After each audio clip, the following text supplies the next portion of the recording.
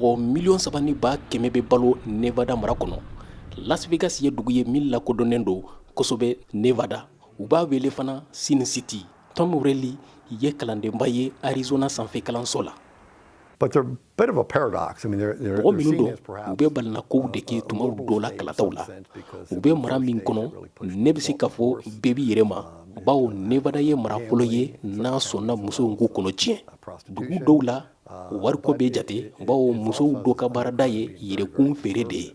Dɔw fana mɔgɔkɔrɔw don u b'u yɛrɛ minɛ kow dɔ kɛli la.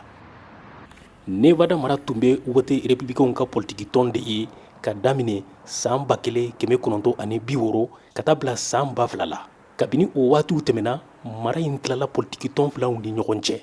Nevada mara mɔgɔw cayara fo sigiyɔrɔma 3 la kabini san 1980 la 1980 bawo mɔgɔw caman bɔra Californie mara kɔnɔ ka na n'u fanba tɛ politiki tɔn kɔnɔ. Ken Miller fana ye kalandenba ye Nevada sanfɛ kalanso la Las Vegas.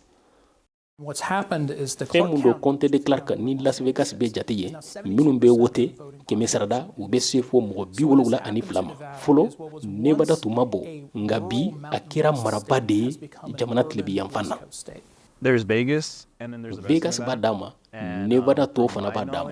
Ne bɛ min kɔni dɔn Vegas bɛ komi a bɛ démocrates de fɛ nka Nevada tɔw bɛ républicains de fɛ. Jamanadenw fanba kɔni bɛ sɔrɔ Vegas de. Hali ni mɔgɔw ka ca kosɛbɛ Nevada k'aw ladɔnniya fana k'a dugudenw fanba bɛ bololabaara de kɛ Ken Miller. Fɛn minnu bɛ komi sarako, baarabaliya, soko, dɔw faralen fɛnw sɔngɔw kan i n'a fɔ taji ninnu bɛ gɛlɛyaw bɛ mɔgɔw kan Nevada ani mara tɔw kɔnɔ.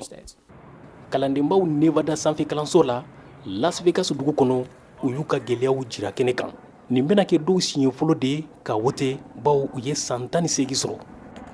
Definitely abortion, definitely the musow ka kɔnɔ tiɲɛ, sɔrɔko, mun wɛrɛ bɛ yen?